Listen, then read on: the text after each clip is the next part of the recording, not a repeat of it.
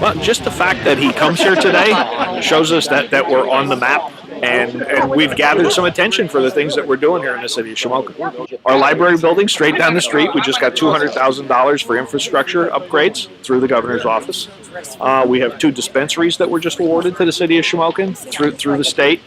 The big building behind us, $6 million was just put into that through PHFA and some other state-funded loans. So there's been a lot of things right here. That's why we picked this area. After the demise of the coal industry and the garment industry, we've been left with a glut of abandoned homes. And to have the governor here and talk about the issue and see what this town faces, what the whole coal region faces, is always a good thing. Really happy to be back in Shamokin. This is not my first time here. And this city, like so many other older cities, boroughs around Pennsylvania, has great bones.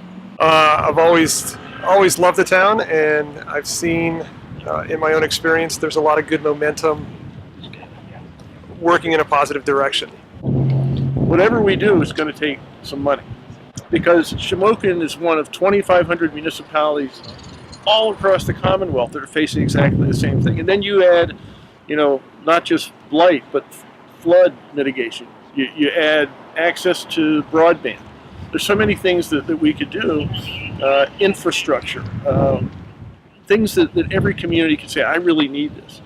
And we don't really have the resources to be much more help than to say every once in a while we can drib and drab. I mean, it's not $100 million is real money, but I mean, when it comes down to 2,500 communities, it's a couple 100,000 here, maybe if you're lucky, $1 million here. Every natural gas producing state in the country has a severance tax. Texas does. They're not a lefty state, and they make billions of dollars a year to go to their schools and roads and bridges and communities like this. So we could raise between $4 and $5 billion. We'd have to do it in the next 4 years. But with that $4.5 billion, what could we leverage? We have a lot of other things that we need to do to get Shamokin on a really a level playing field. But if we were to do that, people would flock to places like Shamokin. Here's where they'd want to live. Here's where they'd want to build their businesses because people are living here. And I think this could be a really good investment.